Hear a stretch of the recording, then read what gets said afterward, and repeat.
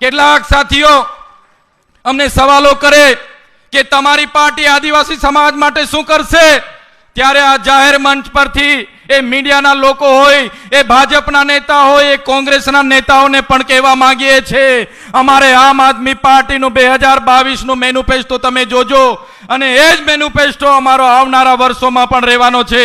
ગુજરાતમાં આમ આદમીની પાર્ટીની સરકાર જ્યારે બનશે ત્યારે આદિવાસીઓની અનુસૂચિ 5 એ ચાહે કોંગ્રેસ હોય, એ ચાહે ભાજપ હોય, આજ દિન સુધી લાગુ નથી કરી. એ પહેલું કામ અનુસૂચિ 5 લાગુ કરવાનું કામ આમ આદમી પાર્ટી કરશે. સાથીઓ, આ મંચ પરથી તમને વિશ્વાસ આપું છું, હું ખાતરી આપું છું, જો આમ આદમી પાર્ટીની ગુજરાતમાં સરકાર બનશે તો ગુજરાતમાં ટ્રાઇબલ એડવાઇઝરી કમિટીનો ચેરમેન આદિવાસીમાંથી ચૂંટાયેલો ધારાસભ્યને અમે ચેરમેન બનાવીશું.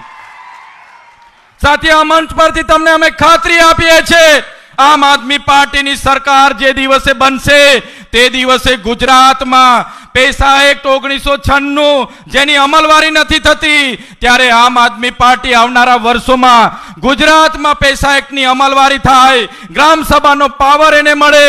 એ કામ આવનારા દિવસોમાં આમ આદમી પાર્ટીની સરકાર બનશે ત્યારે અમે કરીશું.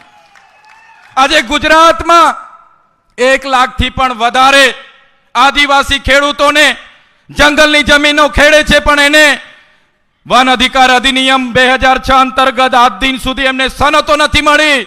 ત્યારે આ મંચ પરથી અમે ખાતરી આપીએ છીએ, આવનારા દિવસોમાં આમ આદમી પાર્ટી તાલુકા જિલ્લાઓમાં આવશે. આમ આદમી પાર્ટી આવનારા દિવસોમાં 2027ની વિધાનસભા જીતશે તો સૌથી પહેલા જે આદિવાસીઓ જંગલની જમીનો ખેડે છે એમને અમે સનતો આપવાનું કામ આમ આદમી પાર્ટી કરશે.